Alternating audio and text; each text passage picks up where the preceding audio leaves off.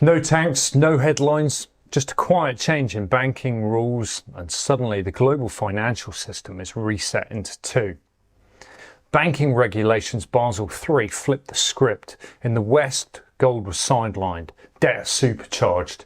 In the East, quiet build-up of gold and digital escape hatches was opened. Two systems and one breaking point. Since the 2008 financial crisis, banking regulation has gone through a quiet revolution. It didn't make headlines, it didn't trigger protests, but it redrew the incentives that shape how central banks and commercial banks manage money. And it did so in a way that now reveals a growing divergence between East and West. So what was at the heart of that financial shift? Well, the transition from Basel II to Basel III was a regulatory evolution that, while framed as risk management, has had profound consequences for the role of gold, sovereign debt and global liquidity architecture. In this breakdown, we'll walk through how those rules changed, what they meant strategically, and why they may be driving a deeper financial fracture between the dollar-based West and a gold-tilted East. But first, let's start with the basics. What changed between Basel II and Basel III and why that matters? First, capital requirements. Under Basel II, the focus was mainly on risk-weighted assets. Banks had to hold a minimum amount of capital, depending on how risky their loans or investments were. Basel III tightened the screws. It introduced stricter capital definitions, like the core Tier 1 ratio, and raised overall buffers to absorb shocks. Gold, if held in physical allocated form, still gets a 0% risk weight, meaning it doesn't require capital to back it. So the rules didn't change here, but the enforcement became stricter and clarity was improved. Second, liquidity risk. This is where the real shift happens. Basel II didn't really account for liquidity risk at all, but Basel III brought in two major tools: the liquidity coverage ratio, LCR, and the net stable funding ratio, NSFR. These rules were designed to make sure banks could survive short-term and long-term funding stress, we're told. But here's the key twist. Gold isn't counted as a high-quality liquid asset at HQLA. That means it doesn't help banks meet their LCR obligations, and under NSFR, gold gets hit with an 85% required stable funding factor, making it more expensive to hold for regulatory purposes. That's a huge incentive shift, favouring sovereign bonds and fiat over gold, especially in Western banking systems. Third, the leverage ratio. Basel III also introduced a minimum 3% leverage ratio, a non-risk-based constraint that acted as a backstop. Unlike risk-weighted models, this just says don't get too big, no matter how safe your assets look. This too favours sovereign debt, which is considered ultra-safe under both models and helps liquidity metrics.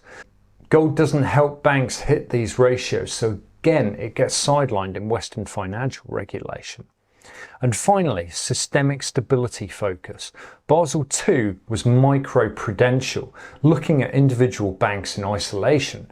Basel III shifted to a macro-prudential view, looking at the financial system as a whole. That encourages Western banks to pile into US treasuries, for instance, and dollar-denominated assets, creating a kind of herding effect. But in the East, among the BRICS and others, there's been a clear move away from dollar dependency. They're turning to gold, commodities and CBDCs as alternative pillars of monetary resilience. So the strategic impact is very clear.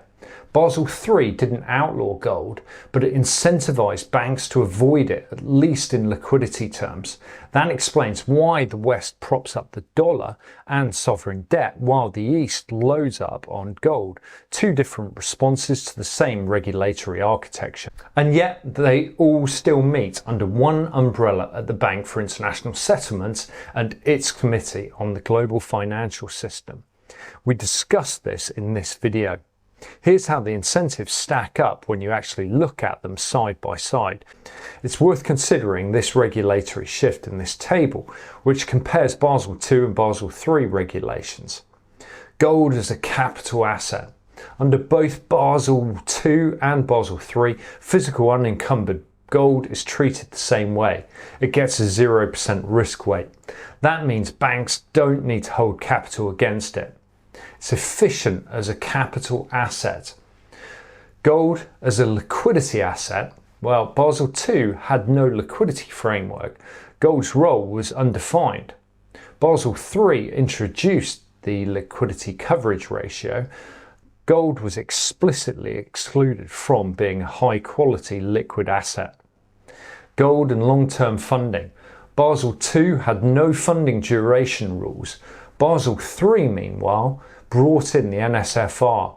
Gold gets an 85% required stable funding ratio. That makes it far more expensive and less attractive for banks to hold.